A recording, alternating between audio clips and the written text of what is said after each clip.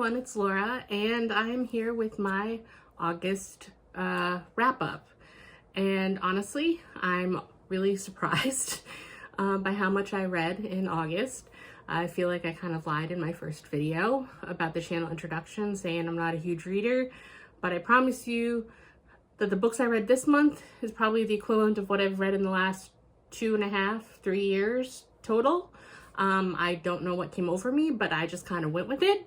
I don't know how long this will last. I'm still fully invested in reading as much as I can, and so I'm just going to go with it, and we'll see how we go from here. But please do not, by any measure, expect me to read this many month after month after month.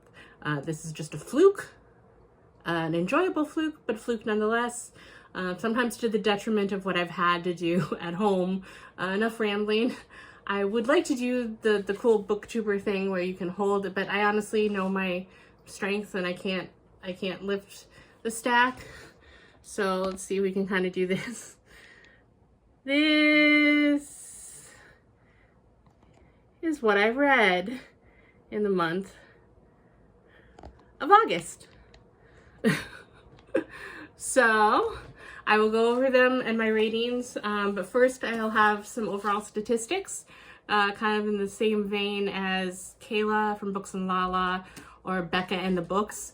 I've read a total of 20 books this month. Of those, there were 12 physical books, there were 3 audiobooks, and then 5 manhwa. The total page count was 7,494. For physical books, that was 4,719. For the audio, that's 1,445. And for the manhwa, that was 1,330. So I separated out the page number for manhwa because obviously it's more picture and not as many words, so I don't consider them the same as like a page full of words necessarily. But yes, so I again was surprised. And the audiobooks, I got the page numbers if basically off of Amazon. I just kind of scrolled down where it said the page number, so that might not be true for every edition, but that was just a guesstimate of how many pages I've read. So first off, let me do a quick recap of what I read and the ratings. And if there's anything here that I haven't mentioned in a video yet, it will probably be coming. I'm just a little behind, or there's reasons that I've held off. I think most of them I've talked about. But yes, so first off, we will go with what started the month and got me into this whole reading. Mistborn by Brandon Sanderson lived up to the hype for me. I loved it so much. This was 5 stars for me. Then we have The Well of Ascension. Not as much fun as the first book of the series, but I still loved it a lot. I had gave it a 4.25. Then we have The Hero of Ages, and this was 4.75. Excellent finale to the trilogy. Didn't love it quite as much as the first book in the series in Mistborn, but loved it. Very satisfying. Really excited to see what Brandon Sanderson has for me next. Then there was an audiobook, which I will insert a picture of here, The Nature of Witches, which I gave a 3. It was all right. Not everything I was looking forward to, but it was all good. Then we have, in no particular order, Part of Your World by Abby Jimenez. And this one I gave a 4.5. So I liked it a lot. Then All Roads Lead Here, which I listened to an audiobook. So this is one of the ones that counted as an audiobook. All Roads Lead Here, which was 4.5. And then from the same author, Mariana Zapata, The Wall of Winnipeg and Me, which I didn't like quite as much, gave it 3.5. Also an audiobook. So those are the 3 audiobooks. Then we have Fake Dates and Mooncakes. And this one was cute, short, sweet little romance with these two guys. And they're both going into senior year in high school. So kind of like a cute little high school thing. But I did really enjoy it. So I gave this, 3.5. And then Why Raeliana Ended Up at the Duke's Mansion, volumes 1, 2, 3, 4, and 5.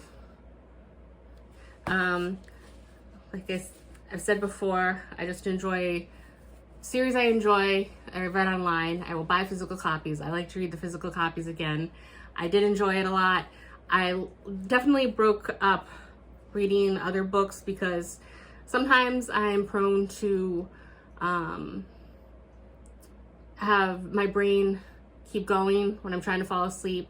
I think about plot details if I haven't finished the book, of what could happen, or what is this character going to do, or how can this problem be resolved, or sometimes even if I finished a book and I'm still fully immersed in the world, what happens after the events in the book. And it's really hard sometimes to quiet my brain and go to sleep.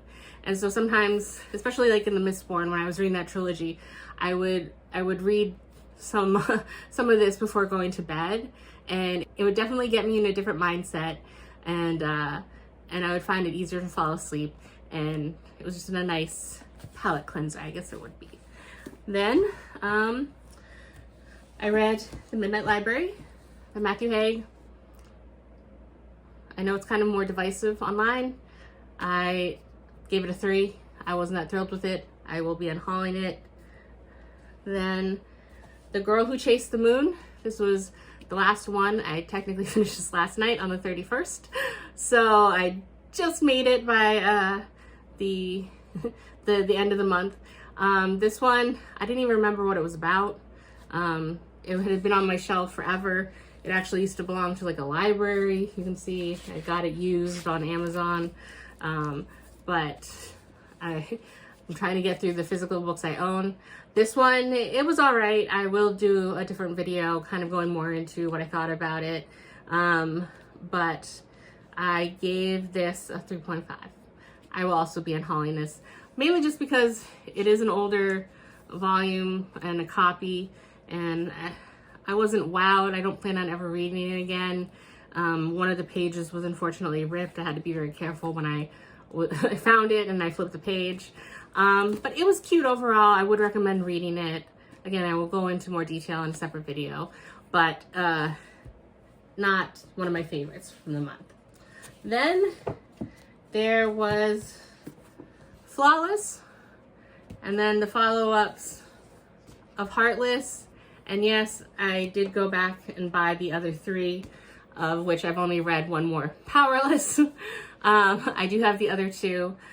I don't want to talk about it, but I will probably mention it when I go over it. I do plan on making a video for when I read all 5 of these books and cover my thoughts on them more so.